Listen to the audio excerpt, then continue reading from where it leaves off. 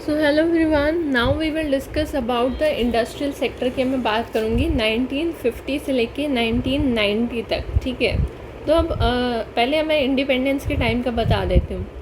जैसे अब ब्रिटिशर्स का मैंने बताया कि ब्रिटिशर्स ने हैंडीक्राफ्ट इंडस्ट्री को डिस्ट्रॉय कर दिया। यहाँ तक स्टोरी समझ आ गई। अब आगे की स्टोरी ये थी कि ब्रिटिशर्स के बाद इंडस्ट्रियल सेक्टर में क्या हुआ, क्यूरियोसिटी बढ़ती है।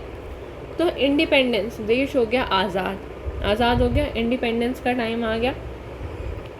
अब क्या था, इंडिपेंडेंस के टाइम पर जो हमारी इंडस्ट्रीज़ थी उसमें वैरायटी नहीं थी। Variety of industries was very limited. सिर्फ ना दो तरह की इंडस्ट्रीज़ थी, मैंने बताया आपको, कॉटन टेक्सटाइल इंडस्ट्री और जूट इंडस्ट्री, बस। ठीक है, पर अगर अब आप आसपास देखो और जैसे आयरन और स्टील इंडस्ट्री की बात करें, और सिर्फ दो ही वेल मैनेज्ड आयरन और स्टील इंडस्ट्री थी, जमशेदपुर और कोलकाता में। ठीक है, तो अब देखो, हम आसपास अगर नज़र घुमाएं अपने घर में या अपने ऑफिस में, अपने कॉलेज में, कहीं पर भी, तो हमें आयरन और स्टील से बना हुआ प्रोडक्ट ज़रूर दिखेगा आसपास। तो और अब आप देखो, इंडिपेंडेंस का टाइम चल रहा है, पर सिर्फ यानी कि इंडस्ट्रियल सेक्टर में कोई ग्रोथ नहीं है ना, तभी तो सिर्फ आयरन और स्टील इंडस्ट्री के सिर्फ दो ही लोकेशन है, जमशेदपुर में और कोलकाता में। तो अब ये जो चीज़ है, this thing calls for the need, and हम जैसे जो पब्लिक सेक्टर का रोल था लिमिटेड था, तो अब ये चीज़ जो है वो कहती है कि भाई पब्लिक सेक्टर का रोल होना चाहिए। So there was a need for the leading role of public sector. तब उसके बाद क्या हुआ, पब्लिक सेक्टर का भाई एक लीडिंग रोल होना चाहिए। क्यों होना चाहिए? क्योंकि भाई जो प्राइवेट सेक्टर है उस पर तो कैपिटल, उस पर तो पैसे की शॉर्टेज है, और जो दूसरा guys, lack of incentive for the private sector. Private sector का इंसेंटिव मतलब लैक, प्राइवेट सेक्टर पे जो था वो कोई इंसेंटिव नहीं था। मतलब लाइक ये हो गया ना कि जैसे क्लास में कुछ बच्चे हैं, वो तो एक तो हो गए जो खुद से कुछ करना नहीं चाहते हैं, और एक है जो करना चाहते हैं पर उन पर कोई इंसेंटिव नहीं है, वजह नहीं है कुछ। तो यानी कि प्राइवेट सेक्टर वालों को अगर कुछ इंसेंटिव दोगे, कुछ वजह दोगे, तभी तो वो काम करेंगे।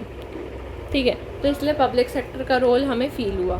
तो पब्लिक सेक्टर की भाई एक ड्यूटी भी है, एक ऑब्लिगेशन है कि सोशल वेलफेयर के लिए काम करे, तो इसलिए भाई पब्लिक सेक्टर तो होना चाहिए।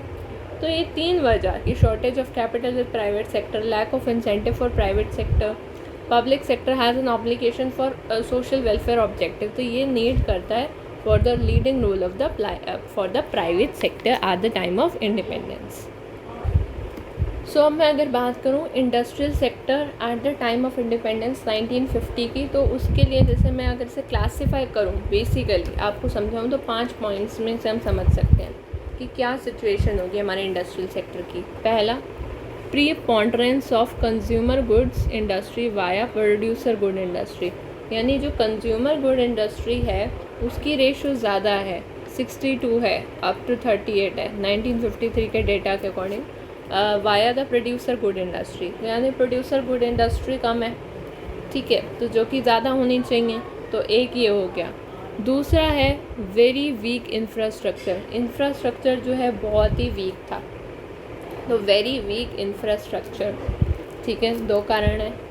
Then lack of government intervention considered as an important cause of और अंडर डेवलपमेंट, तो ये मैंने अभी आपको बताया कि गवर्नमेंट का इंटरवेंशन की क्यों नीड थी, तो lack of government intervention considers as an important cause for under developed. Then export orientation has been against countries interest, तो एक्सपोर्ट का ओरिएंटेशन तो हो रहा था, मैंने बताया था ना कि ब्रिटिशर्स के टाइम पे एक्सपोर्ट हो रहा था, पर कंट्री के फेवर में नहीं हो रहा था, हमारी इंडिया के फेवर में नहीं हो रहा था। हम तो इंडिया की कंट्री के सिटीज़न हैं, हम तो उसी की बात करेंगे। फिर short supply of technical and managerial skills, और जो शॉर्ट सप्लाई थी टेक्निकल और मैनेजरियल स्किल्स की, तो ये हमने बात करी इंडस्ट्रियल सेक्टर की 1950 में। सो आइए अब हम समझते हैं इंडस्ट्रियल ग्रोथ फेजेस के बारे में। तो 19 इंडिपेंडेंस से पहले का हमने पढ़ लिया, फिर इंडिपेंडेंस के टाइम पे क्या सिचुएशन थी ये भी मैंने आपको बता दिया। अब मैं बात करूँगी पहले फ़ेज़ की, phase number 1 of industrial growth हम किसको कहते हैं। जैसे आपको अगर क्वेश्चन आए कि भाई बताएं इंडस्ट्रियल डेवलपमेंट जो है उसको हम डिफरेंट फेसेस में क्लासीफाई करें, So let's talk about industrial development. Industrial development in India can be categorized into different phases. तो अभी हम बात कर रहे हैं, डिफरेंट फेजेस की बात कर रहे हैं, जिसमें हम क्लासिफाई करेंगे इसे 1950 से लेके 1990 तक। अभी मैं फ़िलहाल आपको बताऊंगी, यही मैं डिस्कस कर रही थी ना पैटर्न। फिर अभी फ़िलहाल आप पहला फ़ेज़ की बात कीजिए। जो 4 फेजेस होंगे ना, हम उसको अंडरस्टैंड करेंगे। So we will understand the 4 phases, इनकी हम डिस्कशन कर लेते हैं। सो अभी मैं इस लेक्चर में अब आपको पहले 4 फेजेस का ज़रा थोड़ा बता दूँ। पहला जो फेज़ है ना, 1950 से लेके 1951 से लेके 1965 का, ठीक है। तो इसको कहा जाता है strong industrial base, strong industrial base, ठीक है जी। सो आइए हम समझते हैं स्ट्रॉन्ग इंडस्ट्रियल बेस के बारे में। Okay, so the first phase of the industrial growth consist of, इसमें जो पहला फेज है इंडस्ट्रियल ग्रोथ का, इसको हम क्या कहते हैं, स्ट्रॉन्ग इंडस्ट्रियल बेस। नाउ इसमें जो है हमारे जैसे 5 ईयर प्लान आप सभी जानते हैं, इसके अंदर हमारे फर्स्ट 3 प्लान पीरियड कवर होते हैं। तो सबसे पहला पॉइंट आपको माइंड में ये रखना है, ठीक है, कि अब हम बात कर रहे हैं फेजेस का ही समझा रही हूँ, इंडस्ट्रियल ग्रोथ फेजेस के बारे में। तो पहला फेज़ है 1951 से 1965 तक, जिसको हम स्ट्रॉन्ग इंडस्ट्रियल बेस कहते हैं। तो the first phase of the growth consist of the first 3 5-year plan periods and which build a strong industrial base in India, ठीक है। Now during this phase huge investments, इस phase के अंदर क्या हुआ, second point, huge investments were made in major industries. So ज़्यादा investment हुई major industries में, जैसे कि like our iron and steel. कौन सी इंडस्ट्रीज थी, तो जैसे हमारा आयरन हो गया, स्टील हो गया, ठीक है। आयरन और स्टील मैंने आपको बताया था क्योंकि कम थी तो उनकी ज़रूरत थी।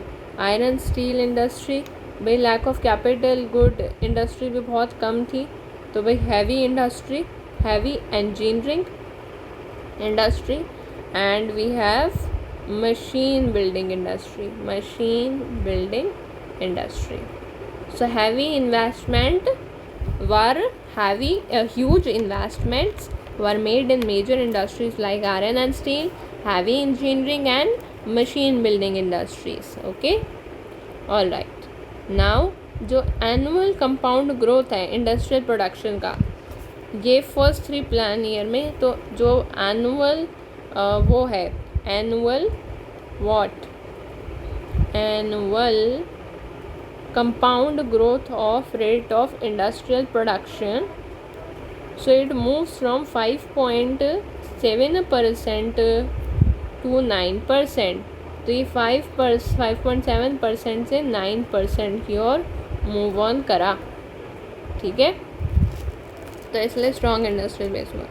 अब जो कैपिटल गुड इंडस्ट्री है, जो capital good industry had registered it's annual average compound growth rate between, तो कैपिटल गुड इंडस्ट्री भी जो है उसका रेट भी बड़ा ग्रोथ रेट, पहले 9.8% थी, फिर 9.8% से 19.6% हुई। तो ओवरऑल अगर हम कहें तो कैपिटल गुड इंडस्ट्री जो है उसका ग्रोथ रेट भी बढ़ा, ठीक है, ये भी समझ आ गया। फिर जो annual rate of growth of basic industry, वो मैंने आपको बताया भी 5.7 से 9% मूव करा। तो आई होप आपको ये जो फर्स्ट स्ट्रॉन्ग इंडस्ट्रियल बेस है ये समझ में आ गया होगा। अब हम दूसरे फेज़ की बात करते हैं। Now moving towards second phase. अब हम बात करते हैं सेकेंड फेज़ की, ठीक है, जो कि है हमारा 1965 से 1980 तक। सो इस फेज़ को हम क्या कहते हैं? इस फेज़ का नाम है डेसेलरेशन, डेसेलरेशन एंड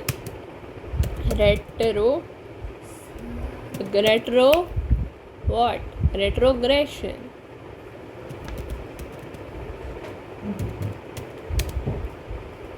ठीक है, एक second, retrogression.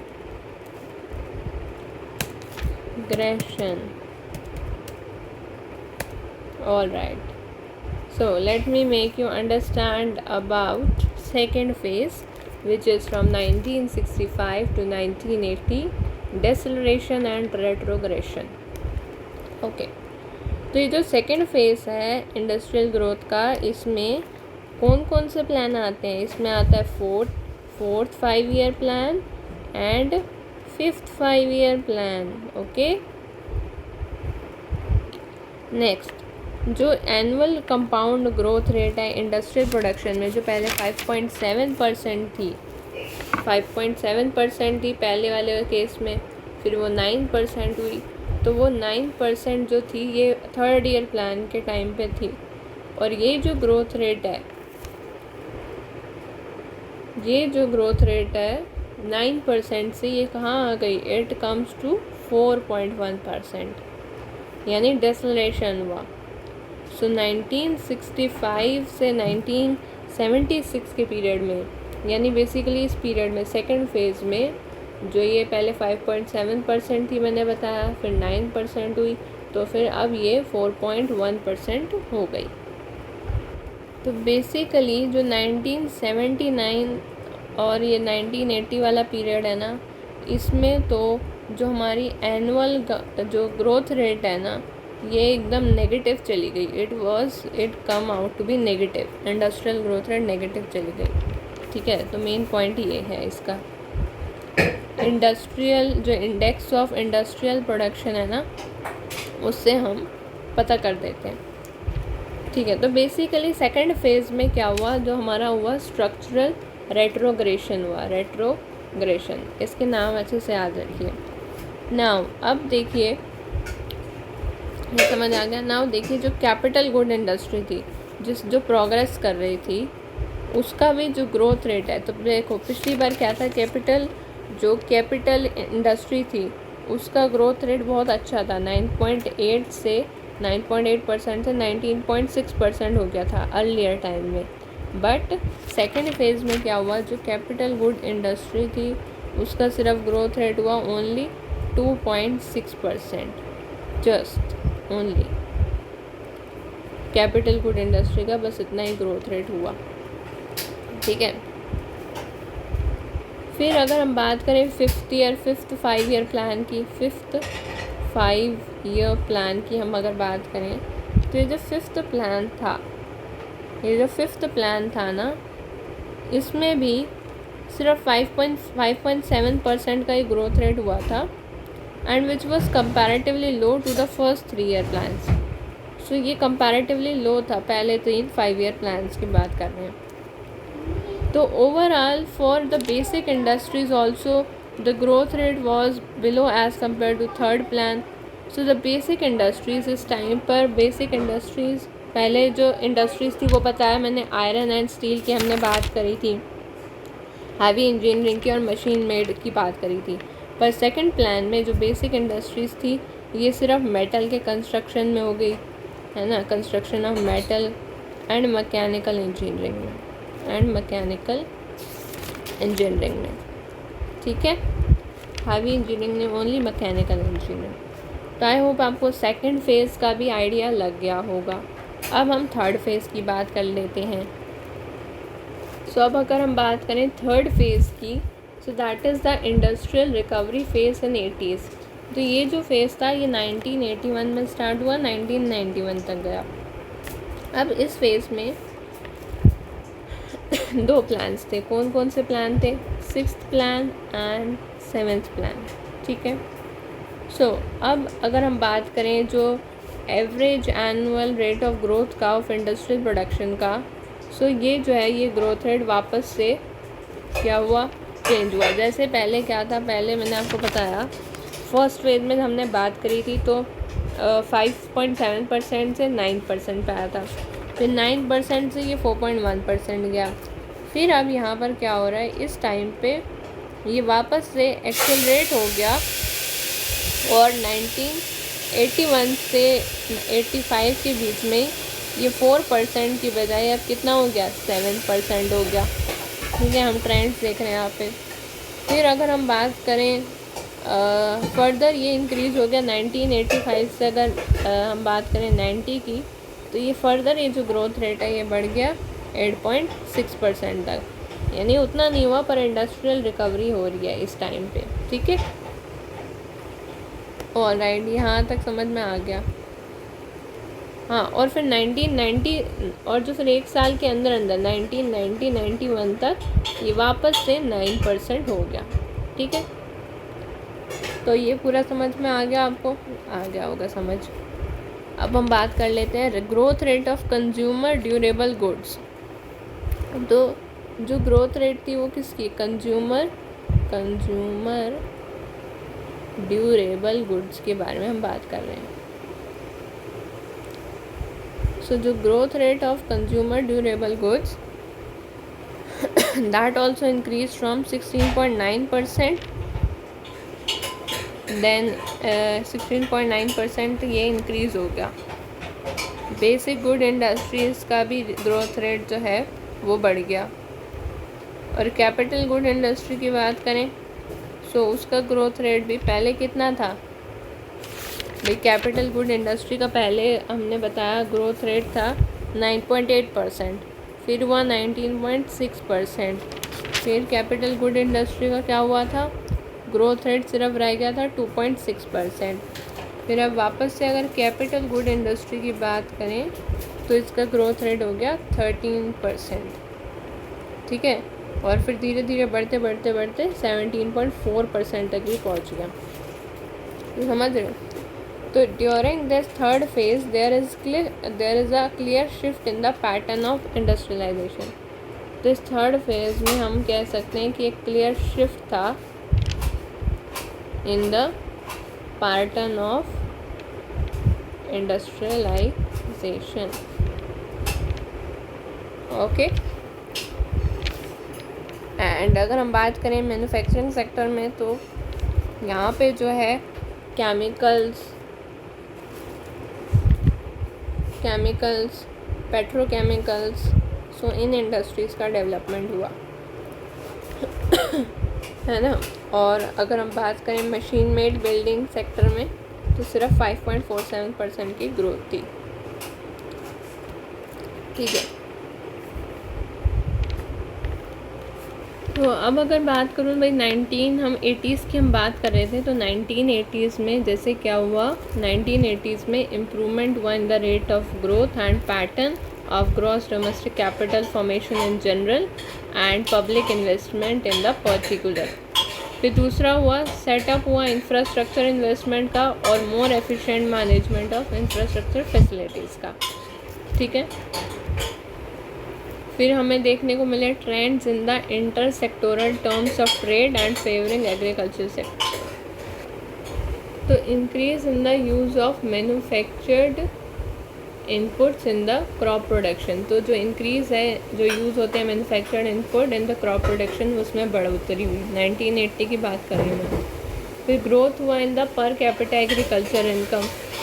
Then reforms in industrial and trade policies contributed to revival of the growth in the industrial output. तो कुछ रिफॉर्म्स लिए गए इंडस्ट्रियल और ट्रेड पॉलिसी में जिसने कंट्रीब्यूट करा in the revival of growth and industrial output. तो ये जो पीरियड ऑफ 1980 ऐसे हम कहते हैं industrial recovery period. So this period saw a revival in the industrial growth rate of more than 6% during the 6th plan and 8.5% during the 7th plan. So जो period है this is marked by a significant recovery and manufacturing and capital goods sector. And जो अगर हम observe करें तो revival of the industrial sector was revival closely associated with increase in the productivity. तो अभी तक हमने 1980s तक समझ लिया है। अब 1980s के बाद क्या होता है वो अब मैं आपको बाद में समझाऊंगी।